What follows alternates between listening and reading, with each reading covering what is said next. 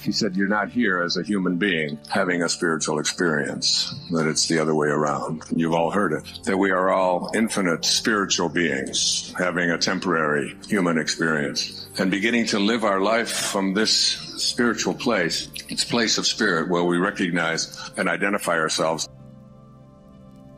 Ego tells us that we are separate, that who we are is this body that we have, and everybody out there is separate from me.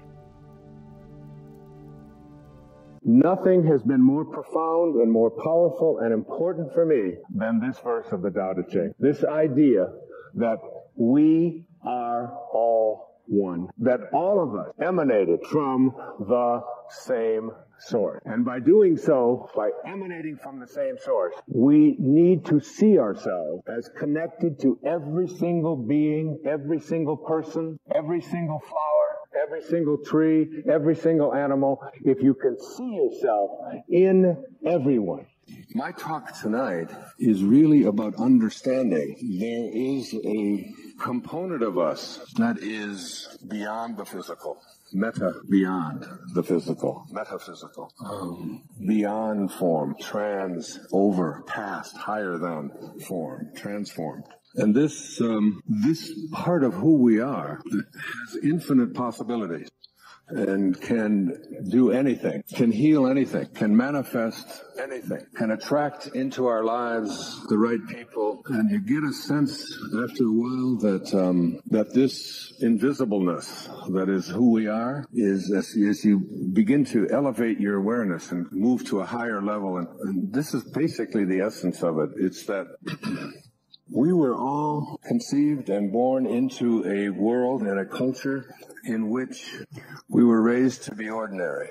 And ordinary isn't so bad. I'm not here to put down ordinary and average and fitting in and all the things that ordinary comprises. It's just not what I want for me. And I got the mic tonight. So, and ordinary really means, it means fitting in. It means getting along. It means becoming a good citizen. It means filling out the forms.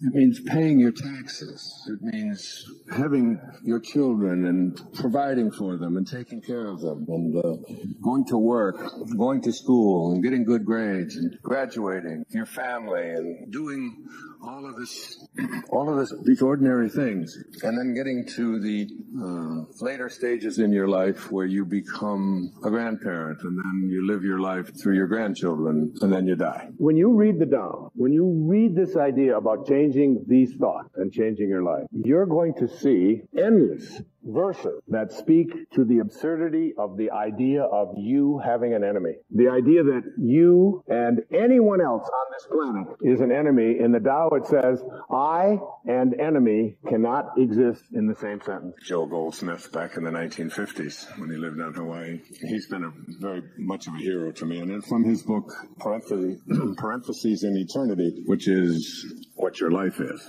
a parenthesis in eternity, he said these words. He said, then there are those who reach a stage in which they realize the futility of this constant striving and struggling for the things that perish, things which after they are obtained prove to be shadows. It is at this stage that some persons turn from this seeking for things in the outer realm to a seeking for them from God. And that has been probably the major shift in my life, taking the focus in my life off of the things, the accomplishments, the acquisitions, reputation, ownership, which we begin to identify ourselves as, and to begin to recognize that Pierre Teilhard, the great French priest who was excommunicated from the Catholic Church for his outrageous ideas in 1918, he said, you're not here as a human being having a spiritual experience, that it's the other way around. You've all heard it, that we are all infinite spiritual beings having a temporary human experience and beginning to live our life from this spiritual place, its place of spirit, where we recognize and identify ourselves not on the basis of what the ego says, which is on the basis of what we have and what we accomplish, what we own, and what others think of us. Not based on our belief in our separation from each other, and most egregiously, not based upon our belief in our separation from God. a shift, if you will, to an awareness of our own divinity. And from that place, what is possible for all of us? What if you slept? And what if in your sleep you dreamed? And what if in your dream you went to heaven and there picked a strange and wonderful flower? And what if when you awoke you held that flower in your hand? Ah, what then? He concludes his poem. Ah, what then? I wonder if you think such a thing is really a possibility, that you can go into a state in which there is no form, no beginnings, no ends, no boundaries, no limits, and bring from that invisible place something that has substance, that has boundaries, that has form, that you can hold, that you can smell. And then ask yourself if that's a possibility. I wonder how many of you think yes, and how many of you think no. I'm not going to ask, but Emily Dickinson, another great poet, one of my very favorite poets from Massachusetts, would give talks back in the 19th century, and she would pick up a handful of dirt, and she would say, just let this in. This quiet dust was gentlemen and ladies and lads and girls, was laughter and ability and sighing and frocks and curls. This passive place, a summer's nimble mansion where bloom and bees fulfilled their oriental circuit, then ceased.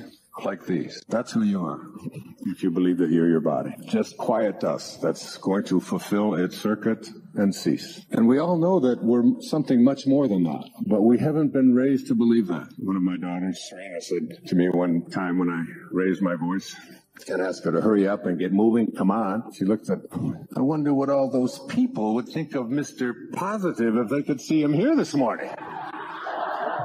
She turned to her sister and said, would you buy a book from someone who yells at his 11-year-old daughter? I'd sneak out of the room and try to... Best line I ever heard from any of my children ever, and I followed them around with a pad of paper to give me material, was from my daughter Summer. And she was 13 and her sister was 11, sitting at the breakfast table, and all of a sudden about 6:30 in the morning, and Summer looked at Serena and said, well, if you didn't have any feet, would you wear shoes? Serena at that time, and it hasn't gone away, could hardly stand anybody talking to her at 6 o'clock in the morning, and said, that's the most ridiculous thing I've ever heard you say. Well, don't even talk to me. Why are you, just don't even talk to me. Close your mouth. Why are you talking to me? That's so stupid. What if I didn't have any feet? Would I wear shoes? Of course not. And Summer looked at her and said, don't get mad at me. I just wonder why you're wearing that bra. That's, So everyone that I saw, and I tried to see myself in them. The person that was, dressed differently than I would dress, the person who was not as attractive, the person who was very old, the person who was very young, the person who used language particularly that was possibly offensive. When I would look out there and I would practice not judging. Because the only difference between a flower and a weed is a judgment, isn't it? It's just a judgment. It's just a judgment.